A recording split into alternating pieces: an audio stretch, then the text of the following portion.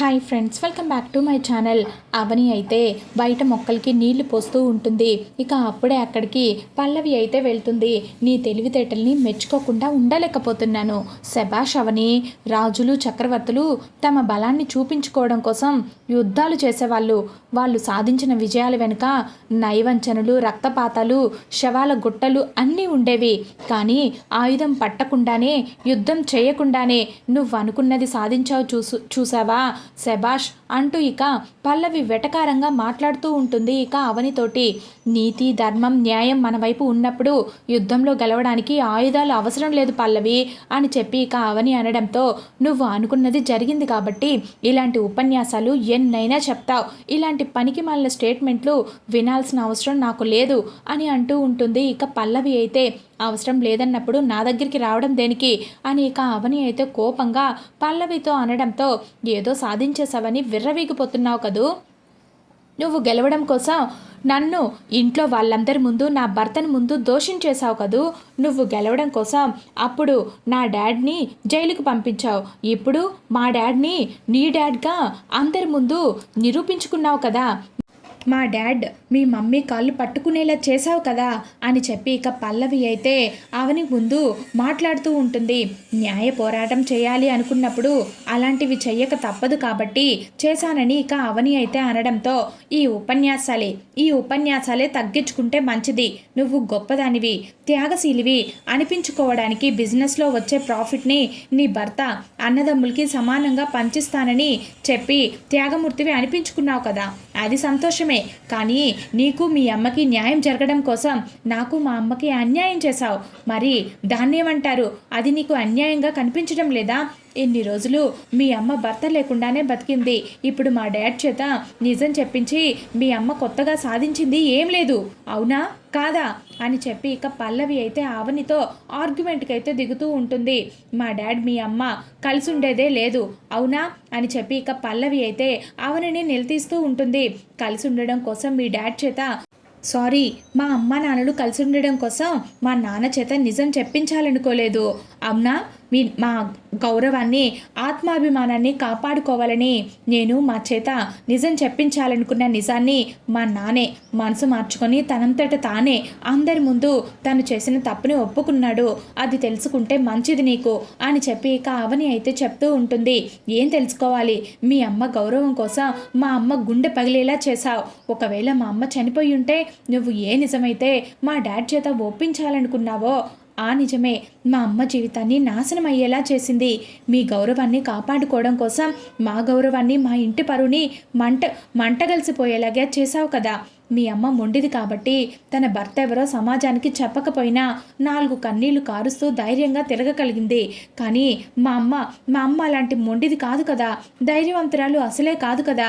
కాబట్టి నిజం తెలియగానే గుండె పట్టుకొని కుప్పకూలిపోయింది. నిజాన్ని భరించలేక బోరున ఏడుస్తుంది. మా అమ్మ కన్నీళ్ళకి ఏం సమాధానం చెప్తావని నువ్వు మా అమ్మని నీకు అమ్మలాంటి దానివని గొప్పగా చెప్తావు కదా. మరి నీకు కూడా మా అమ్మలాంటి మా మామ్ని ఎందుకు బాధ పెట్టావు? ఎందుకు తలదించుకునేలా చేశావు? మా మామ్ నీకులాగా ఏం జరిగినా తట్టుకోగలిగే ధైర్యవంతురాలు కాదు కదా. మా మామ్కి జరగకూడదని ఏదైనా జరగాలి. అప్పుడు నీతో పాటు మన ఇద్దరి తండ్రైనా ఆ చక్రధర్ని కూడా వదలను, గుర్తుపెట్టుకో అంటూ ఇక పల్లవి అయితే వార్నింగ్ ఇచ్చి అక్కడి నుంచి వెళ్ళిపోతూ ఉంటుంది. ఇక జరిగిన అన్యాయానికి మా అమ్మ ఎలా తట్టుకోలేకపోయిందో పిన్ని పరిస్థితి కూడా అలాగే అయినట్టుంది. రాజేశ్వరి పిన్ని కూడా బాగుండాలి. నిజాన్ని తట్టుకోగలిగే ధైర్యంగా ఉండే శక్తి పిన్నికి ఇవ్వు దేవుడా అంటూ ఇక అవని అయితే బాధగా ఇక దేవుణ్ణి అయితే ప్రార్థిస్తూ ఉంటుంది.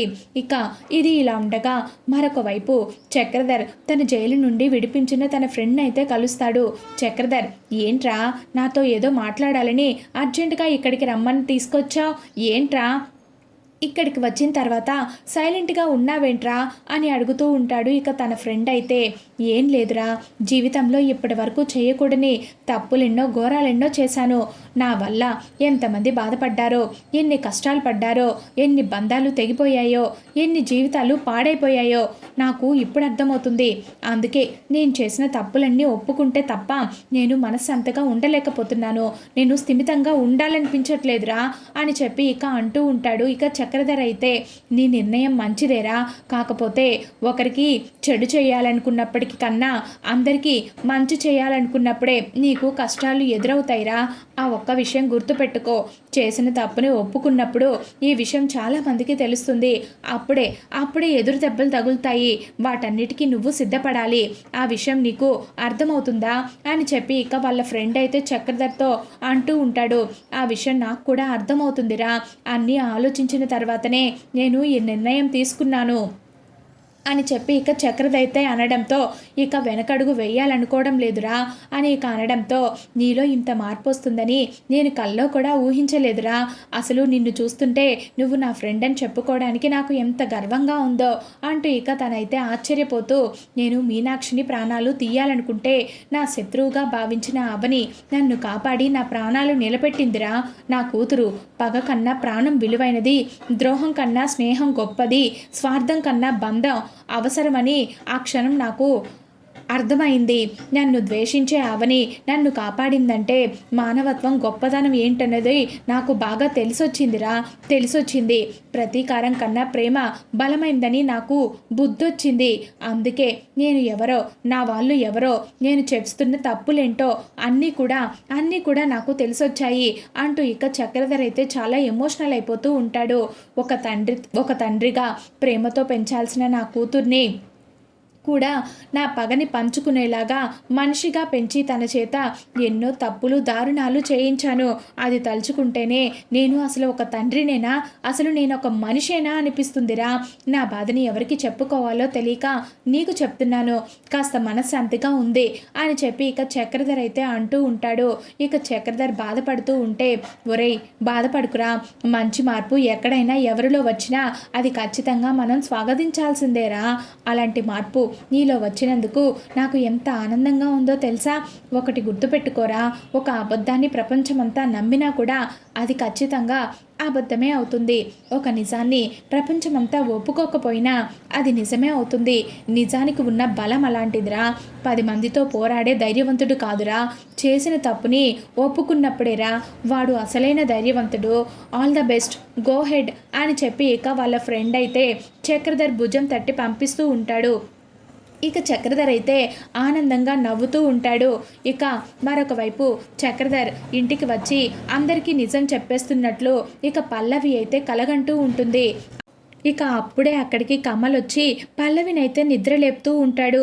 అంటే నేను ఇదంతా కలగన్నానా, కానీ ఇలాంటిది నిజం అవ్వకుండా ఉంటేనే బాగుండు. ఎందుకంటే ఇది కనుక తెలిసింది అంటే అందరూ నన్ను ఖచ్చితంగా నా చితిని కాల్చడానికి కట్టెలు లేకుండా మాటలతోనే నన్ను కాల్చేస్తారు అంటూ ఇక పల్లవి అయితే భయపడిపోతూ ఉంటుంది. ఇక ఇది ఇలా ఉండగా ఇక అక్షయ్ అయితే అందరినీ పిలుస్తూ ఉంటాడు.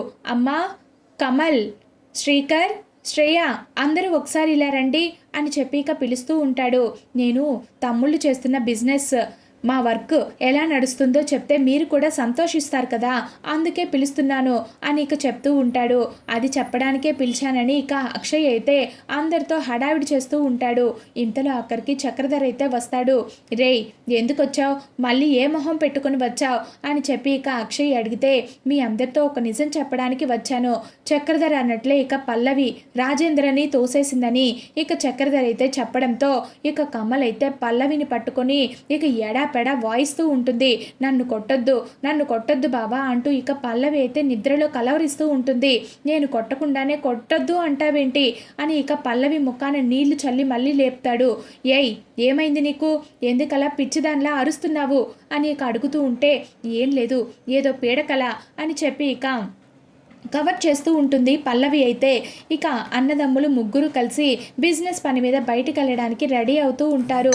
ఇక కమల్ని ఇద్దరు అన్నలు కూడా రెడీ చేస్తూ ఉంటే ఇక చూసి పొంగిపోతూ ఉంటుంది పార్వతి. రేయ్, ఏంట్రా మనం వెళ్ళేది సైట్ విజిట్కి, ఇలా ఇలా ఇలా ఎవరైనా వస్తారా? అయినా నువ్వేమైనా మెకానిక్ పని చేయడానికి వెళ్తున్నావా ఏంటి? ఏంటా కాలర్ వేసుకోవడం ఏంటి? సరిగ్గా నీట్గా టక్ చేసుకోవాలరా అని ఇక చెప్తూ ఉంటారు. ఇక శ్రీకర్ ఇంకా అక్షయ్ ఇద్దరు కూడా, మరి నాకు టక్ చేసుకోవడం రాదు కదా అన్నయ్య, నేనున్నాను కదరా అంటూ ఇక శ్రీకర్ అక్షయ్ ఇద్దరు కూడా కమల్కి టక్ చేసి నీట్గా తల దువ్వుతూ ఉంటే ఇక అది చూసిన పార్వతి అయితే ఆనందంతో కళ్ళనీళ్ళు పెట్టుకుంటూ ఉంటుంది. అమ్మ చూసావా, వదిన చూసావా, నన్ను పెళ్లి కొడుకుని రెడీ చేస్తున్నట్లు ఎలా రెడీ చేస్తున్నారో అని ఇక కమల్ అంటూ ఉంటే, నువ్వు ఇప్పుడు ఓనర్వి కదా, మీ అన్నయ్యలు చెప్పినట్టు నువ్వు క్లాస్గా ఉండాలి అని అంటూ ఉంటుంది ఇక అవని. అమ్మ ఈరోజు మేము బయ్యర్స్తో ఒక ముఖ్యమైన అగ్రిమెంట్ చేసుకోబోతున్నాం, మమ్మల్ని ఆశీర్వదించమ్మా అంటూ ఇక ముగ్గురు కూడా పార్వతి కాళ్ళ మీద పడుతూ ఉంటారు. విజయోస్తు, మీ కష్టానికి తగిన ప్రతిఫలం తప్పకుండా దొరుకుతుందిరా, దేవుడు మీకు మంచే చేస్తాడు, మీ అన్నదమ్ములు ముగ్గురు ఇలా కలిసి ఉండాలని మీ నాన్న నేను ఎప్పుడు కూడా కోరుకుంటూ ఉంటాం, ఇంతకంటే మీ నాన్నకి నాకు ఏం కావాలరా అంటూ ఇక పార్వతి ఎమోషనల్ అయిపోతూ ఉంటుంది. మేము ఎలాంటి పంతాలు పట్టింపులు లేకుండా ముగ్గురం కలిసి ఉండేలా చేస్తుంది ఇక అక్షయ్ అన్నయ్యని అవని వదిలే అమ్మా అంటూ ఇక కమల్ అయితే పొగుడుతూ ఉంటాడు. ఇంట్లో ఏ మంచి జరిగినా ఆ క్రెడిట్ మొత్తం వాళ్ళకే పోతుంది, ఇంట్లో ఎలాంటి గుర్తింపు లేనిదే నాకే అంటూ ఇక శ్రేయ అయితే మూతి ముడుచుకుంటూ ఇక అక్కడి నుంచి వెళ్ళిపోతూ ఉంటుంది. రేయ్ ఆగండ్రా అంటూ ఇక వెళ్ళిపోతున్న వాళ్ళని ఆపుతూ ఉంటుంది ఇక పార్వతి అయితే. ఏంటమ్మా ఎందుకు ఆపుతున్నావు అని అడుగుతూ ఉంటారు. అమ్మా అవని, నువ్వు వాళ్ళకి ఎదురురమ్మా అంటూ ఇక పార్వతి అయితే చెప్తూ ఉంటుంది. ఇక వాళ్ళు అలా వెళ్ళగానే అవనికి చక్రధర్ నుంచి కాల్ అయితే వస్తూ ఉంటుంది. ఇక అది చూసిన అవని అయితే, ఇదేంటి ఈ చక్రధర్ నాకు కాల్ చేస్తున్నాడు అంటూ ఇక టెన్షన్ పడిపోతూ ఉంటుంది. ఇక వెంటనే హలో అని చెప్పి ఇక అంటూ ఉంటే, అమ్మ అవని, నేను చక్రధర్ని. తెలుసు, చెప్పండి, ఎందుకు కాల్ చేశారు అని అడుగుతూ ఉంటుంది. ఇక అవని అయితే, అమ్మ నేను నీకు ఒక ముఖ్యమైన విషయం చెప్పాలి, దయచేసి నువ్వు ఇక్కడ అని చెప్పి ఒక అడ్రస్కి అయితే అవనిని రమ్మంటూ ఉంటాడు. ఇక అవని, ఇదేంటి ఎప్పుడు లేనిది చక్రధర్ నాకు కాల్ చేసి ఒక అడ్రస్కి రమ్మంటున్నాడు, ఇప్పుడు అక్కడికి వెళ్తే నన్ను కూడా కిడ్నాప్ చేస్తాడా ఏంటి, లేకపోతే ఏదో నిజం చెప్పాలి అంటున్నాడు, మరి ఆ నిజం ఏంటి అని చెప్పి ఇక అవని అయితే టెన్షన్ పడుతూ ఉంటుంది. ఇక అవని అయితే చక్రధర్ని కలవడానికి ఆ ప్లేస్కి అయితే వెళ్తుంది. ఇక అక్కడికి వెళ్ళేసరికి అక్కడ చక్రధర్ అయితే అవని కోసం వెయిట్ చేస్తూ ఉంటాడు. అమ్మ అవని, రామ్మ రా, నీకోసమే వెయిట్ చేస్తున్నాను అంటూ ఇక మాట్లాడుతూ ఉంటాడు. ఇక చక్రధర్ అయితే, అసలు నన్ను ఎందుకు రమ్మన్నారు ఇక్కడికి, నాతో చెప్పాలనుకుంటున్నా నిజమేంటి, తొందరగా చెప్పండి, ఇంకా మీరు ఎవరినైనా చంపాలనుకున్నారా, ఇంకా మీరు చేసే కుట్రల గురించి నాకు ఏమైనా చెప్పాలనుకుంటున్నారా అంటూ ఇక అవని అయితే చాలా భయంగా అడుగుతూ ఉంటుంది. అవునమ్మా అవును, నేను మీ మామయ్య గురించి పల్లవి గురించి ఒక నిజం చెప్పాలి అనుకుంటున్నాను అని ఇక అనడంతో ఇక ఆ మాటలు విన్న అవని అయితే ఒక్కసారిగా హవాక్ అయిపోతూ, మామయ్య గారి గురించా అని చెప్పి ఇక హవాక్ అయిపోయి అడుగుతూ ఉంటుంది. అవునమ్మా అవును, రాజేంద్ర ప్రసాద్ని తోసేసింది ఎవరో కాదు, ఈ పల్లవియే అని ఇక అనడంతో ఇక ఆ మాటలు విన్న అవని అయితే ఒక్కసారిగా గుండె పగిలిపోయేలా ఏడుస్తూ ఉంటుంది. పల్లవి మొదటి నుంచి పొగరబోతూ, అలాగే ఎవరైనా మంచిగా ఉంటే ఓర్వలేదు అన్న విషయం తెలుసు, కానీ నా మీద కక్ష కట్టి నన్ను పగ సాధించడం కోసం నన్ను ఇంట్లో నుంచి గెంటి వేసి నా భర్తకి నన్ను దూరం చేయాలనుకున్న విషయం నాకు తెలుసు, కానీ ఏ పాపం తెలియని మావయ్య గారిని కూడా చంపాలి అనుకుంటుందని నేను ఎప్పుడు కూడా అనుకోలేదు. పల్లవి ఇంతకి తెగించిందా, ఈ పల్లవిని వదిలేదే లేదు, ఇప్పుడే ఈ నిజాన్ని అందరి ముందు బయట పెట్టేస్తాను అంటూ ఇక అవని అయితే కోపంగా అక్కడి నుంచి వెళ్ళబోతూ ఉంటే ఇక చక్రధర్ అయితే ఆపేస్తూ ఉంటాడు. అమ్మా అవని ఒకసారి నేను చెప్పేది వినమ్మా, ఇప్పుడు పల్లవి ఎవరో కాదు, నీ సొంత చెల్లెలు, నీ రక్తం పంచుకొని పుట్టిన నీ చెల్లెలు, నీ తోడబుట్టిన చెల్లెలు, అలాంటి దాన్ని నువ్వు ఇప్పుడు ప్రమాదంలో పడేస్తావా, ఒక్కసారి ఆలోచించమ్మా, ఒక్కసారి ఆలోచించు, చిన్నప్పటి నుంచి తను నేను చెప్పిన మాటల వల్లే విని అలా తయారయ్యింది అని చెప్పి ఇక చక్రధర్ అయితే అవనిని ఆపబోతూ ఉంటే, ఆపండి ఇంకా, మొన్నటి వరకు మీరు, ఇప్పుడు మీ కూతురు ఇద్దరు కలిసి నాకు మెట్టింటిని సర్వనాశనం చేయాలి అనుకుంటున్నారు కదా. అయినా ఇంత ఇంత జరిగిన తర్వాత కూడా నాకు నిజం తెలిసినప్పటికీ నేను ఈ విజయాన్ని దాస్తే మీకు నాకు తేడా ఏంటి? పల్లవికి బుద్ధి రావాల్సిందే. పల్లవికి నేను ఎన్నోసార్లు చెప్పాను, నీ బుద్ధి మార్చుకొని కమల్తో కుదురుగా కాపురం చేసుకో అని. కానీ ఎప్పుడు కూడా తను నా మాట వినలేదు. ఇక తను హద్దు మీరిపోయి ప్రవర్తిస్తుంది. ఇక ఎలాగైనా సరే తనకి బుద్ధి చెప్పాలి. నేను వెళ్తున్నాను అంటూ ఇక కోపంగా అవని అయితే వెళ్ళిపోతూ ఉంటుంది.